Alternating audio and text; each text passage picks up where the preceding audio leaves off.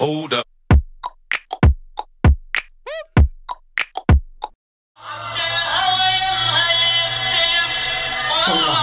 والله هاي يا لك سنة يا يابا يا تسوى العمر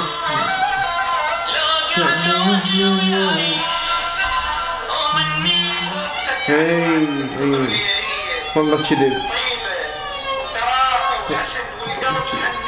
والله كذب. وش ما يدور الزمن وش ما شفت حلوات ما تلقى صدق ابد مثل العراقي.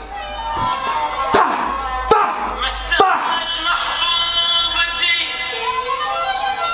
الحلوة وجفن غافي يابا حلوة وجفن غافي. اي والله اي والله. لا والله ما مشتاق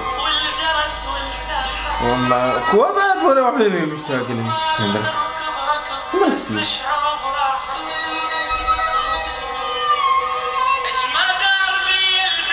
هي هي تمام.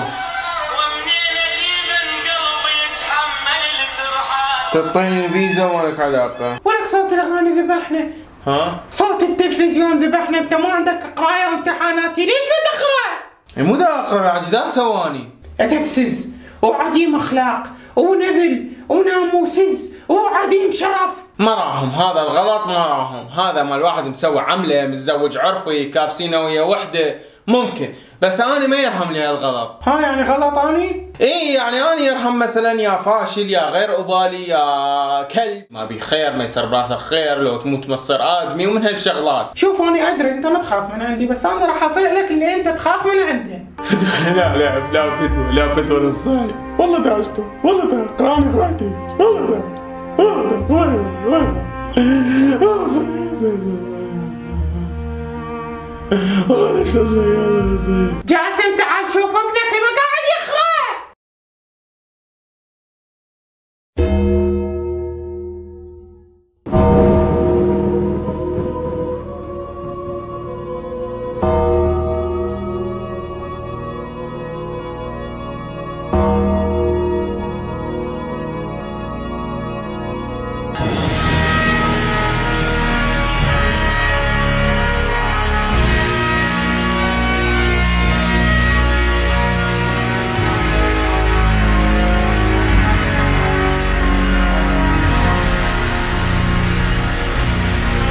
يا ولد انت ليش ما تقرا؟ والله دا قران هيك قرايتي. هاي الشخابيط تسمي ليها قرايه؟ اسألك بالله اسألك بالله واسألك بالله بعد مرة، هاي تسمى شخابيط؟ مو حرام هاي تسمى شخابيط؟ زين وين الملزمه؟ وين الكتاب؟